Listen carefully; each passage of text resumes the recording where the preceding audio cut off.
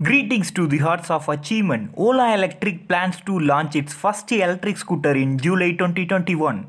Ola Electric also have a plan related to charging network. They named this plan called Hypercharging Network.